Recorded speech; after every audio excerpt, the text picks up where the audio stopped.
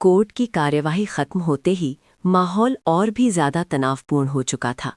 एक तरफ सच था और दूसरी तरफ ताकत, पैसा और रसूख। आर्यार के सामने सबसे बड़ा सवाल यही था, क्या वो अपने ही बाबा के खिलाफ जाकर पिया को सारे सबूत सौंप दे? उसका दिल और दिमाग दोनों जंग लड़ रहे थे। मैंने तुमसे पहले ही कहा था ना, इन अमीरों के चक्कर में मत पड़ो। ये आवाज़ उसके जहन में बार बार गूंज रही थी। एक तरफ उसका अपना बाबा था जिसके साथ उसका खून का रिश्ता था, और दूसरी तरफ एक मजलूम लड़की पिया, जो इंसाफ की उम्मीद लगाए अदालत के दरवाज़ों पर खड़ी थी।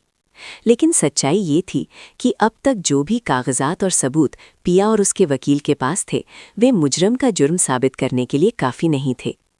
इधर पिया का हाल और भी बुरा था। अदालत में शरिया द्वारा भेजी गई डिटेल्स पर जब जज ने कोई खास ध्यान नहीं दिया तो पिया का दिल टूट गया।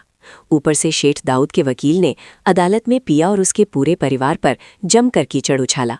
उन पर झूठे इल्ज़ाम लगाए गए, उनके चरित्र पर सवाल उठाए गए। ये सब पिया से बर्दाश्त नहीं हुआ। जैसे ही वो अदालत से घर लौटी, उसने खुद को कमरे में बंद कर लिया। रोते रोते उसकी हालत खराब हो चुकी थी। उसका नाम लेते ही आर्यार का दिमाग सुन्न हो जाता था। पिया, पिया, पिया।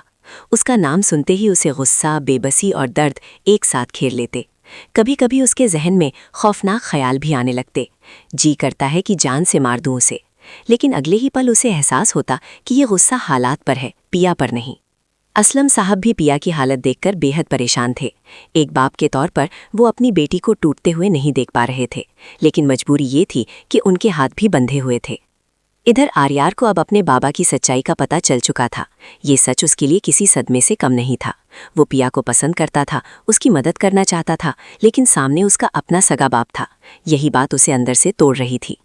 उसका दोस्त कामी भी उसे बार बार समझा रहा था, अगर तुम चुप रहे तो पिया को कभी इंसाफ नहीं मिलेगा। आर्यार जानता था कि अगर वो अपने बाबा के खिलाफ गया तो सब कुछ खत्म हो सकता है, रिश्ते, इज्जत और शायद उसका अपना वजूद भी। लेकिन अगर वो खामोश रहा तो एक बेगुनाह लड़की की जिंदगी बर्बाद हो जाएगी। उधर गुस्से में आकर एक और धमाका होता है। आर्यार ये भी कहता है कि वो उस कबाड़ी पर 50 करोड़ का केस फाइल करेगा। 50 करोड़? वो तो पूरी तरह दिवालिया हो जाएगा। लेकिन सवाल अभी भी वहीं का वहीं था, क्या वो अपने बाबा के खिलाफ जाकर पिया को सारे सबूत देगा?